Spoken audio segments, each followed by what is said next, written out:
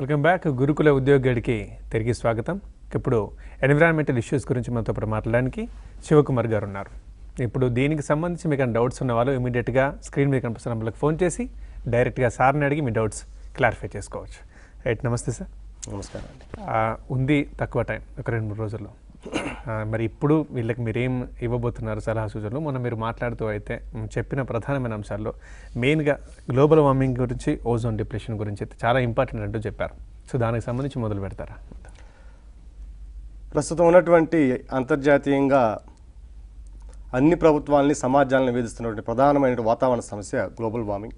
దానికి ఫలితాలు మనం ప్రతిరోజు మనం చూస్తూనే ఉన్నాం. అందులో భాగంగా ఈ రీసెంట్గా జరుగుతున్న ఎగ్జామ్స్లో ఎక్కువ ఇంపార్టెన్స్ ఈ గ్లోబల్ వార్మింగ్కి, ఓజోన్ డిప్రెషన్ మీద ఇవ్వడం జరుగుతుంది.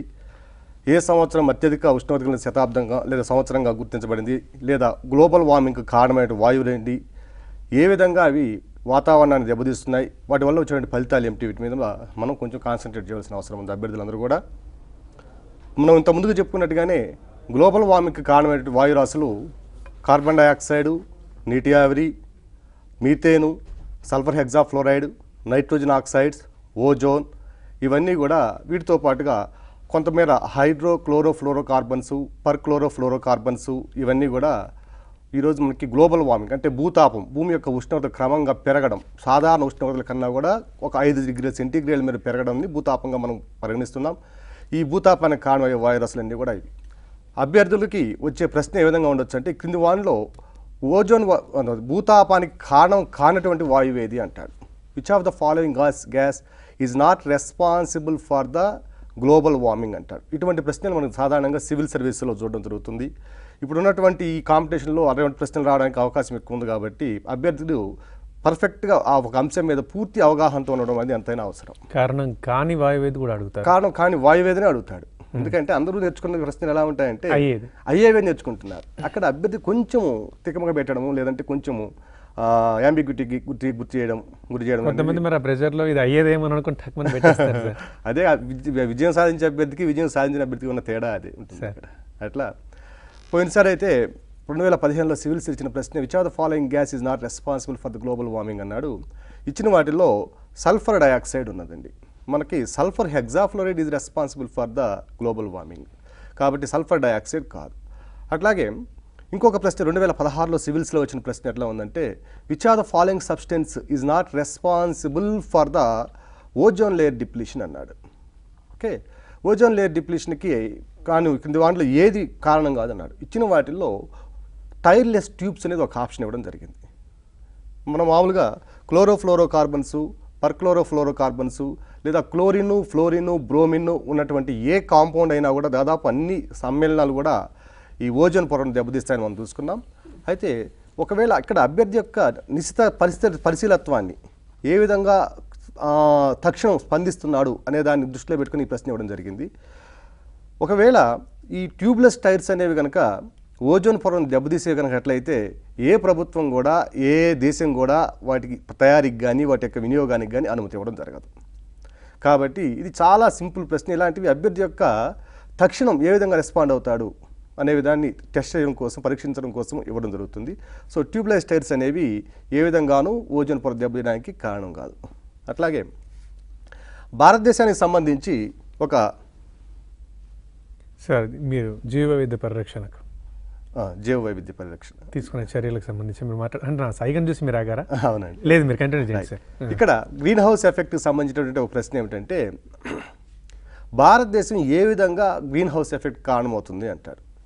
సో కార్బన్ డైఆక్సైడ్ అధికంగా రిలీజ్ చేయడమా, లేకపోతే ఎక్కువగా నీటి ఆవిరిని కలిగి రిలీజ్ చేయడమా, లేదంటే మీథేనా, లేకుంటే సల్ఫర్ హెక్సాఫ్లోరైడా, ఈ విధంగా అన్నప్పుడు ప్రపంచవ్యాప్తంగా మనం ఇంతకుముందు చెప్పుకున్నట్టుగానే భారతదేశం గ్రీన్ హౌస్ ఎఫెక్ట్ కంటే భూతాపానికి కారణమవుతున్న వాయువు ఏంటంటే, భారతదేశం నుంచి విడుదలవుతున్న వాయువు ఏమిటంటే మీథేన్. సో ఇది అభ్యర్థి తప్పనిసరిగా గమనించాలి. భారతదేశము ఈ క్రింది వాయువులను అత్యధికంగా విడుదల చేస్తూ గ్రీన్ హౌస్ ఎఫెక్ట్ కారణమవుతుంది అంటాడు. So answer is methane. దానికి గల కారణం ఏందని అన్నాడు అనుకోండి, ప్రపంచవ్యాప్తంగా ప్రతి 100 ఎకరాల్లోనూ ఒక 14 ఎకరాలు సాగు భూమిలో ఉంటే, అదే భారతదేశానికి వచ్చేసరికి 54 ఎకరాలు సాగులో ఉంది. అంటే దీన్ని బట్టి ప్రపంచవ్యాప్తంగా అత్యధికంగా సగటు విస్తీర్ణం ఎక్కువగా సాగులో ఉన్న దేశం ఏమిటంటే భారతదేశం. భారతదేశం యొక్క వైశాల్యం 2.4%, మొత్తం ప్రపంచ జనాభాలో 17.5% ఉండడం వల్ల ఈ ప్రపంచ జనాభాలో దాదాపు 17.5% ఉన్న ఈ జనాభాకి అవసరమైనటువంటి తిండి కానివ్వండి, గింజలు కానివ్వండి, వాళ్ళ ధాన్యాల సప్లై కానివ్వండి చేయడం కోసం అత్యధికంగా వ్యవసాయ భూమి సాగు భూమిలో తీస్తున్నాం. ఈ సాగు భూమిని ఎక్కువగా తీసుకురావడం వల్ల ఈ సాగు తరువాత అంటే పంటలు పండించిన తర్వాత ఏర్పడేటటువంటి వ్యర్థాలు ఏవైతే ఉన్నాయో, గడ్డి కానివ్వండి, బగసి అంటాం, వీటన్నిటిని కూడా తగలబెట్టడం లేదా అదే పంట పొలాల్లో కుళ్ళబెట్టడం వల్ల మనకి ఎక్కువగా విడుదలవుతున్న వాయువు ఏమిటంటే మీథేన్ వాయువు. ఈ విధంగా భారతదేశము ప్రపంచవ్యాప్తంగా అత్యధికంగా గ్లోబల్ వార్మింగ్ కారణమైనటువంటి మూడో ప్రధానమైనటువంటి వాయువు అయినటువంటి మీథేన్ ఎక్కువగా విడుదల చేస్తున్నటువంటి వాయువు. అట్లాగే మన ఓజోన్ లేయర్ డిప్లీషన్కి వచ్చేసరికి ఓజోన్ లేయరు ఏ ఆవరణంలో గలదు అంటాడు. చాలా సింపుల్ క్వశ్చన్. ఇవన్నీ కూడా 7th క్లాస్ 8th క్లాస్లో చదివినట్టు అభ్యర్థులు చదివినవి. ఇవన్నీ కూడా చాలా చిన్న ప్రశ్నలే. కానీ ఓజోన్ లేయర్ యొక్క ఉనికి ట్రోపో ఆవరణంలోనూ ఉంటుంది, స్ట్రాటో ఆవరణంలోనూ ఉంటుంది. ఒకవేళ ఆప్షన్ 1 ట్రోపో ఆవరణము, బి స్ట్రాటో ఆవరణం అని ఇచ్చి కింద options only 1, only 2, both 1 and 2, none of the ఇట్లా ఇవ్వడానికి కూడా అవకాశం ఉంది. ఓజోన్ పొరము సాధారణంగా ఓజోన్ పొర స్ట్రాటో ఆవరణంలో ఉంది కాబట్టి మనం స్ట్రాటో ఆవరణమేనా అనుకుంటున్నాం.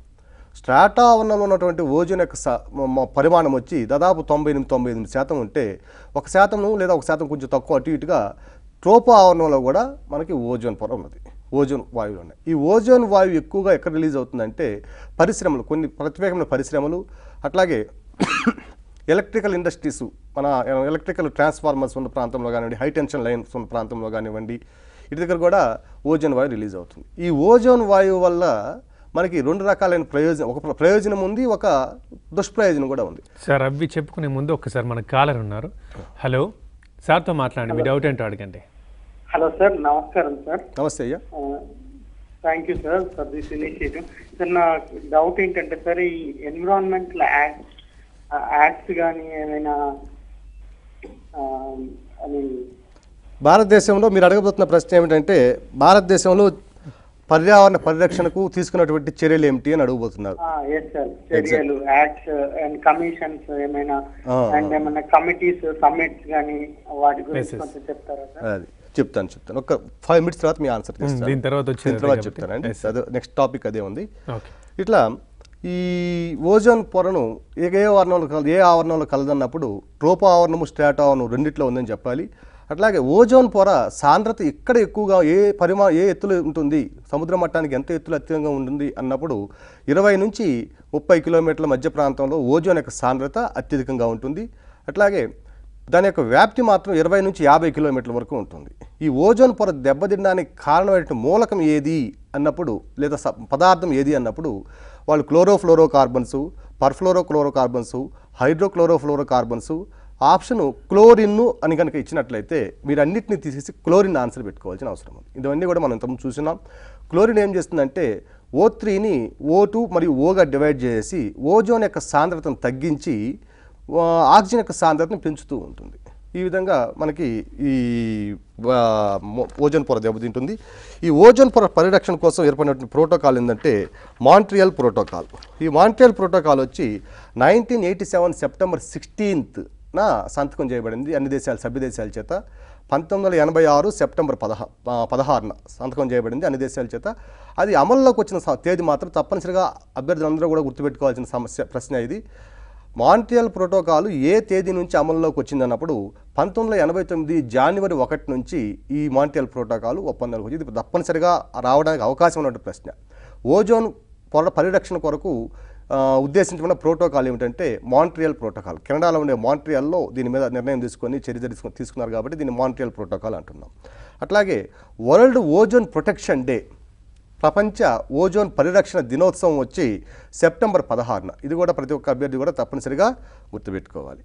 నెక్స్ట్ ఈ తర్వాత భారతదేశంలో జీవ వైవిధ్య పరిరక్షణ మీరు అడిగారండి పృథ్వీ గారు. సార్ మీరు ఇప్పుడు కాలర్ కూడా అదే కదా, దాంట్లో ఒక భాగం దీంట్లో మనం ఆన్సర్ చేస్తాము సార్, కొంతవరకు దీంట్లో ఆన్సర్ చేయడం జరుగుతుంది. Okay sir. కానీ ఈ భారతదేశంలో జీవ వైవిధ్య పరిరక్షణ కొరకు తీసుకోబడినటువంటి చర్యలు ఏమి అని అన్నప్పుడు అసలు జీవ వైవిధ్య పరిరక్షణ అనే ప్రశ్న ఎందుకు వచ్చిందంటే ప్రపంచవ్యాప్తంగా అత్యధికంగా జీవులు ఉన్నటువంటి కొన్ని ప్రాంతాల్లో పర్యావరణంలో మార్పుల వల్ల కానివ్వండి, లేదా మానవ యొక్క ప్రేరిత చర్యల వల్ల కానివ్వండి, మానవుని యొక్క జోక్యం వల్ల కానివ్వండి, ఆ వనరులను పూర్తిగా అంటే అత్యధికంగా తన అవసరాలకు మించి లేదా ఉన్నటువంటి వనరులను దృష్టిలో పెట్టుకోకుండా ఎక్కువగా వినియోగించుకోవడం వల్ల కొన్ని ప్రాంతాల్లో జీవ వైవిధ్యం అనేది దెబ్బతింటూ వస్తుంది. ఆ జీవ వైవిధ్యం దెబ్బతిన్నటువంటి ప్రాంతాలను ఏమంటున్నామంటే హాట్ స్పాట్స్ అన్నాం. ఈ హాట్ స్పాట్స్ అనే పదాన్ని నార్మన్ మైయర్స్ అనే వ్యక్తి మొట్టమొదటిసారిగా గుర్తించడం జరిగింది. మీరు కాల్ తీసుకోవచ్చు. కాల్ ఆల్రెడీ ఉన్నారా? Okay, right sir. కాలర్ ఉన్నారండి. హలో, మాట్లాడండి సార్తో. లైన్ కట్ అయినట్లుందండి. రైట్ సార్, కంటిన్యూ చేయండి. నార్మన్ మైయర్స్ అనే ఆయన ఈ హాట్ స్పాట్స్ని గుర్తించడం జరిగింది. ఈ హాట్ స్పాట్ను గుర్తించడం కోసం ఆయన 2 కండిషన్స్ పరిగణలో తీసుకున్నాడు. ఆ కండిషన్స్ ప్రకారం ఏమిటంటే ఏదైనా ఒక భౌగోళిక ప్రాంతంలో కనీసం 0.5% లేదా 1500 మొక్కలు తమ ఉనికిని కోల్పోయే స్థితికి రావాలి, అంతరించిపోయే స్థితికి ఉండాలి. మొట్టమొదటిది హాట్స్పాట్ను నిర్ణయించడానికి లేదా గుర్తించడానికి ప్రామాణికంగా తీసుకున్నటువంటి షరతులు ఏమి లేదా కండిషన్స్ ఏమిటి, what are the conditions taken for identifying a hotspot అన్నప్పుడు this are the following 2 conditions you must remember. At least 0.5% or 1500 species of a particular region has to come to the endangered stage, అంతరించిపోయే స్థితికి రావాలి. లేదా ఆ ప్రాంతంలో కనీసం 70% primary vegetation, భౌగోళికంగా ఆ ప్రాంతంలో ఉన్నటువంటి 70% వెజిటేషన్ అంటే మొక్కలు కానీ వృక్షాలు కానీ అంతరించిపోయే స్థితికి వస్తే వీటిని మనం హాట్ స్పాట్గా గుర్తించడం జరుగుతుంది. ఇట్లా ప్రపంచం మొత్తం మీద దాదాపుగా 600 పైగా హాట్ స్పాట్ని గుర్తించడం జరిగింది. అందులో భారతదేశంలో 3 హాట్ స్పాట్ని, ప్రపంచవ్యాప్తంగా మొత్తం 36 హాట్ స్పాట్ని గుర్తించడం జరిగింది. ఆ 36 హాట్ స్పాట్స్లో భారతదేశంలో 3 హాట్ స్పాట్స్ ఉన్నాయి. ఆ హాట్ స్పాట్స్ వచ్చి మొట్టమొదటి హిమాలయాలు, రెండవది ఇండో బర్మా, మూడవది వచ్చి పశ్చిమ కనుమలు, శ్రీలంక ప్రాంతము. ఈ 3 ప్రాంతాలు భారతదేశంలో హాట్ స్పాట్స్గా గుర్తించడం జరిగింది. మనకి ప్రశ్న వచ్చే ఎలా ఉంటుందంటే ఈ క్రింది వాళ్ళలో భారతదేశంలో గుర్తించబడని హాట్ స్పాట్ ఏది అంటారు. ఎందుకంటే ప్రతి అభ్యర్థి కూడా ఈ 3టిని గుర్తుపట్టుకుని ఉంటాడు.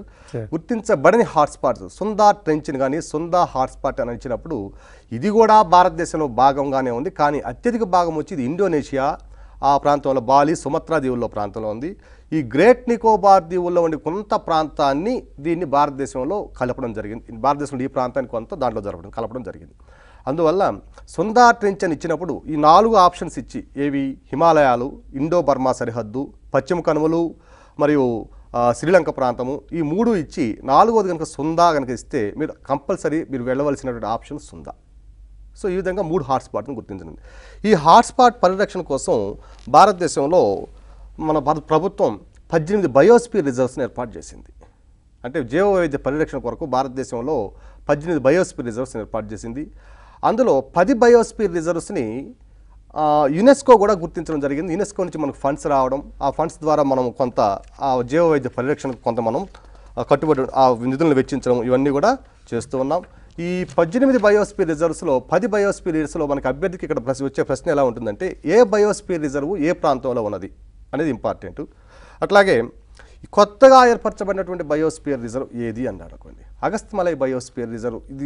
ఈ ప్రశ్న అగస్త్యమలై బయోస్పియర్ రిజర్వ్ అనేది ఇప్పటికీ చాలా ఎగ్జామ్స్లో వచ్చినటువంటి ప్రశ్న, మరలా వస్తూ ఉన్నటువంటి ప్రశ్న కూడా ఇది.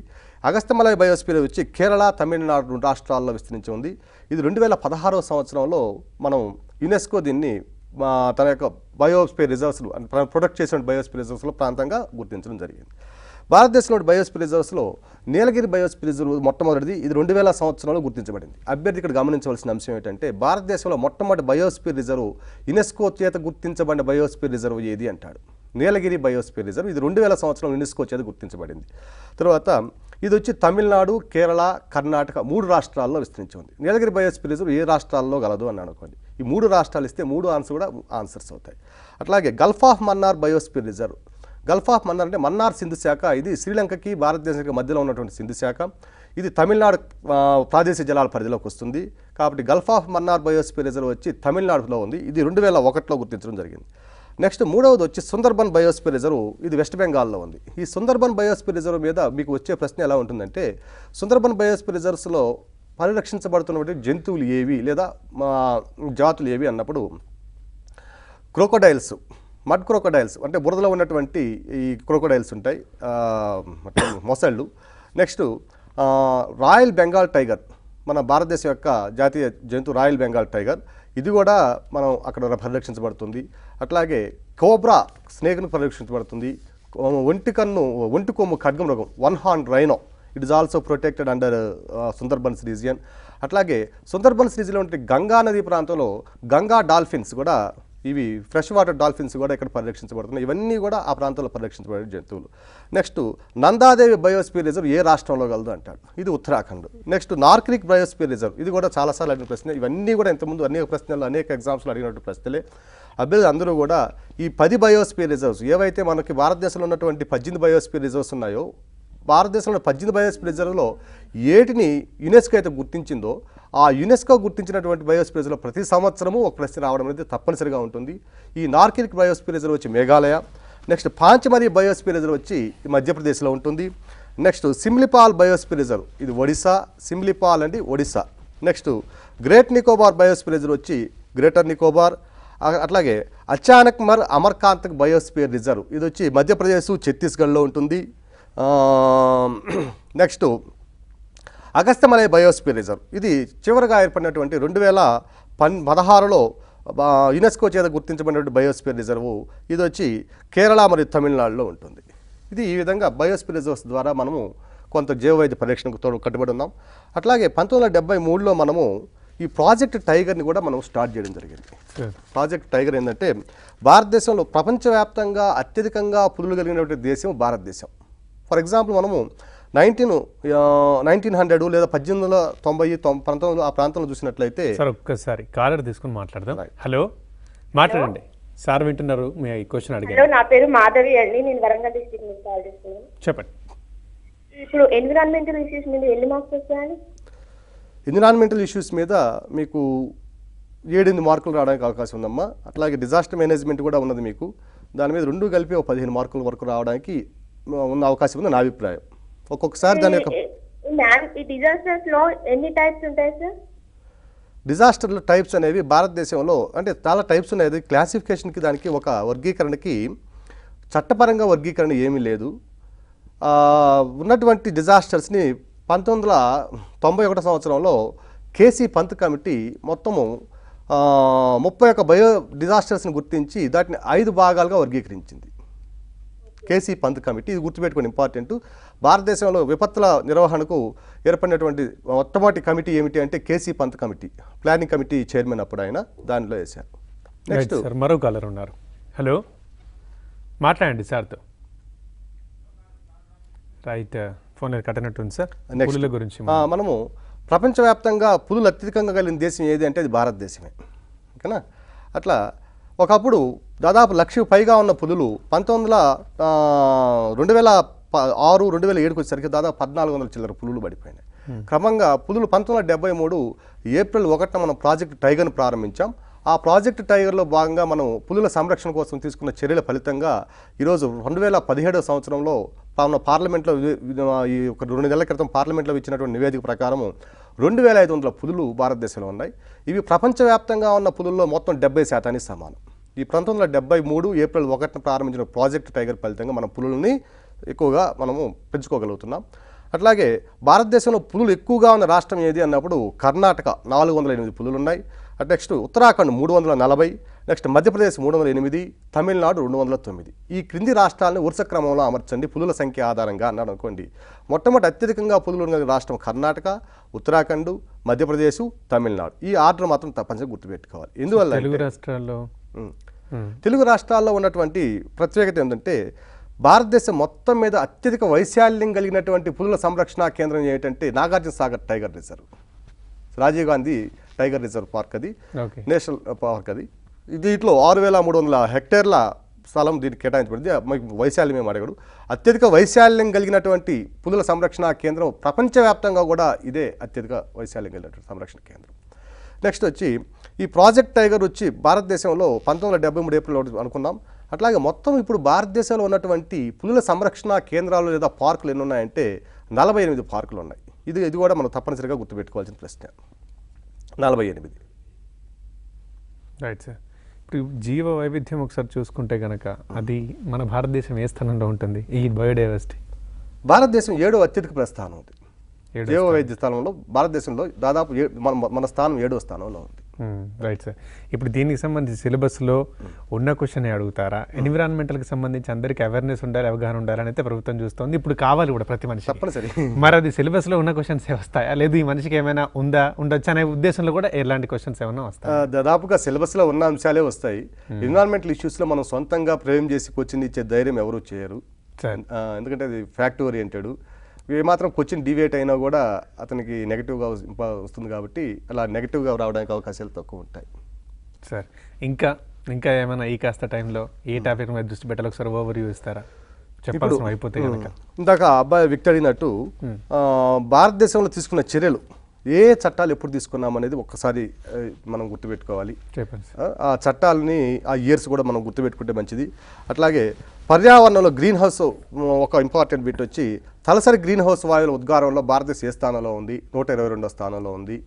ఓకేనా? అట్లాగే ఈ గ్లోబల్ వార్మింగ్ వల్ల ఎటువంటి ఫలితాలు ఉంటాయి, ఓజోన్ డిప్లీషన్ లేయర్ వల్ల ఎటువంటి ఫలితాలు ఉంటాయి, భారతదేశం తీసుకున్న చర్యలు ఏమిటి, ప్రపంచవ్యాప్తంగా తీసుకున్న చర్యలు ఏమిటి, 1972లో స్టాక్హోమ్ కన్వెన్షన్ మొట్టమొదటి పర్యావరణ పరిరక్షణ తీసుకోబడినటువంటి స్టెప్పు ఈ Stockholm convention. Next Kyoto protocol అని మనం పోయినసారి క్లాస్లో చూసుకున్నాం గత దాంట్లో.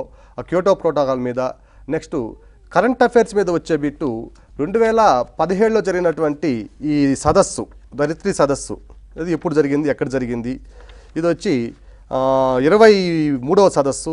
ఇది సదస్సు మీద ఇవి కూడా ఇలాంటివి కూడా అన్నీ కూడా మనము తప్పనిసరిగా గుర్తుపెట్టుకోవాల్సిన ప్రశ్నలు. Right sir. మిగతా సబ్జెక్టులకి దీనికి అయితే ఒక్కసారి కాలర్ ఒకళ్ళు ఉన్నారు సార్. హలో, మాట్లాడండి సార్తో. మీ క్వశ్చన్ ఏంటో అడగండి. గుడ్ ఈవినింగ్ అండి. చెప్పండి. Good evening sir. సార్తో మాట్లాడదామా? సార్ చెప్పండి. నమస్తే సార్. నమస్తే, చెప్పండి సార్. ఇది డిజాస్టర్ మేనేజ్మెంట్ ఎప్పుడు సార్? అది యాక్ట్ 2005 ఇయర్? 2005 మే 10న డిజాస్టర్ మేనేజ్మెంట్ స్టార్ట్ అయింది. అది మే 20న అది నేషనల్ డిజాస్టర్ మేనేజ్మెంట్ యాక్ట్ తీసుకురావడం జరిగింది. 2005. Okay sir. దాని స్ట్రక్చర్ ఉంటుందండి. దాన్ని 2005 20th మేన పార్లమెంట్ ఆమోదించింది. తర్వాత 2005 December 23rd national disaster management authority, ఓకేనా, నేషనల్ డిజాస్టర్ మేనేజ్మెంట్ యాక్ట్ కంప్లీట్గా ఫోర్స్లోకి వచ్చింది. ఇవన్నీ కూడా ఒక స్ట్రక్చర్ ఉంది దానికి. నేషనల్ డిజాస్టర్ మేనేజ్మెంట్లో authority, state disaster management authority, district disaster management authority, ఇవన్నీ కూడా ఉన్నాయి. దాని మీద కంప్లీట్గా ఒక 1 hour 2 hours మీరు చూసుకున్నా కూడా సరిపోతుంది. అది చూడండి. అదే సార్, మిగతా వాటితో పోలిస్తే ఎన్విరాన్మెంటల్ ఇష్యూస్ ఎట్లాంటి సబ్జెక్ట్? ఇప్పుడు ఈజ్ ఇట్ టఫ్? ఇది చాలా సులభంగా మార్కులు తెచ్చుకోగలిగిన సబ్జెక్ట్. ఫర్ ఎగ్జాంపుల్ మనం మిగతా సబ్జెక్టులు మనము దాన్ని తక్కువ పరచడము లేదా దాన్ని స్థాయిని దిగదార్చడం కాదు. ఎందుకంటే ఐఎమ్ ఆల్సో యాస్పిరెంట్, నేను అనేక ఎగ్జామ్స్ రాస్తున్నాను. అట్లాగే నేను ఒక దాన్ని తక్కువ నీకు దాన్ని ఎక్కువ అని కాదు. ఫర్ ఎగ్జాంపుల్ హిస్టరీ తీసుకున్నాం అనుకోండి, వ్యాస్ట్ సబ్జెక్టు మార్కులు కూడా ఎక్కువనే ఉంటాయి. అట్లాగే ఓ జనరల్ స్టడీస్లో తీసుకున్నాం అనుకోండి, సైన్స్ అండ్ టెక్నాలజీస్ వ్యాస్ట్గా ఉంటుంది. కానీ ఈ డిజాస్టర్ మేనేజ్మెంట్ అనేది గట్టిగా చూస్తే 10 గంటలు చదివితే సరిపోతుంది.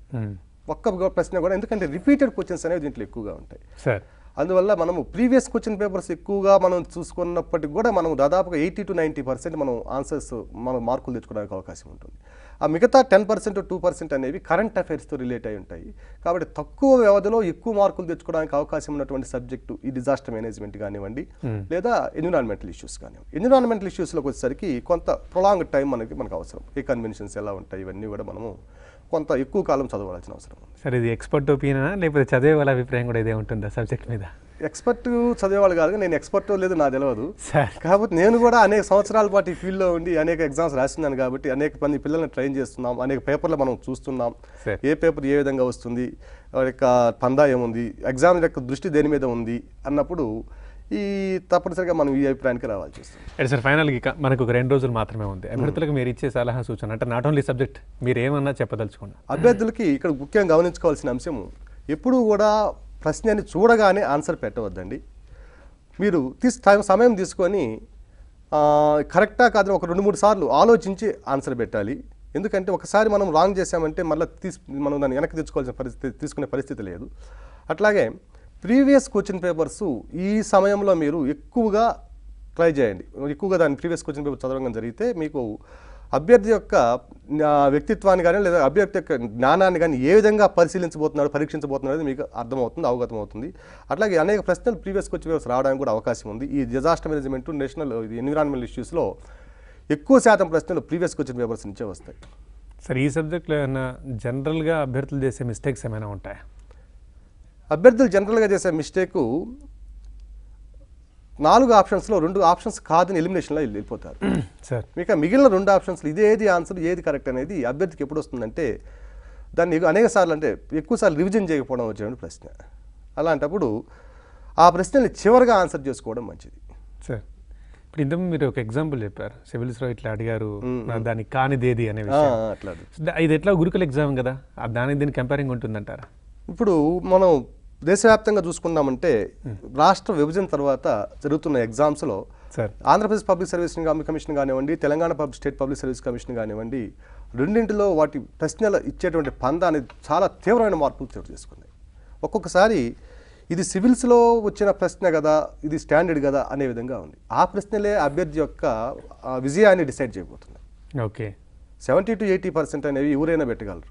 ఆ పైన పెట్టే ప్రతి ప్రశ్న కూడా అభ్యర్థి యొక్క విజయాన్ని నిర్ణయిస్తుంది కాబట్టి తప్పనిసరిగా రావడానికి అవకాశం ఉన్నాయి. ఫర్ ఎగ్జాంపుల్ గ్రూప్ 2 జియోగ్రఫీలో ఒక ప్రశ్న వచ్చిందండి. Which of the following factors are responsible for the formation of monsoons or onset of monsoons over the Indian subcontinent అన్నాడు.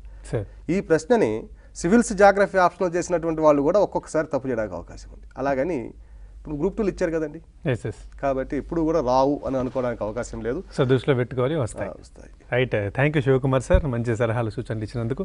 చూసారుగా దీని ఎన్విరాన్మెంటల్ ఇష్యూలకు సంబంధించిన ప్రోగ్రామ్. ఇప్పుడు బ్రేక్ తీసుకుందాం. బ్రేక్ తర్వాత జనరల్ సైన్స్ అండ్ టెక్నాలజీ మీద ఎక్స్ప్లెయిన్ చేస్తారు ఎక్స్పర్ట్ ఆడే సత్యనారాయణ గారు. చిన్న బ్రేక్ తీసుకుందాం. స్టే ట్యూన్డ్ మన టీవీ తెలంగాణ.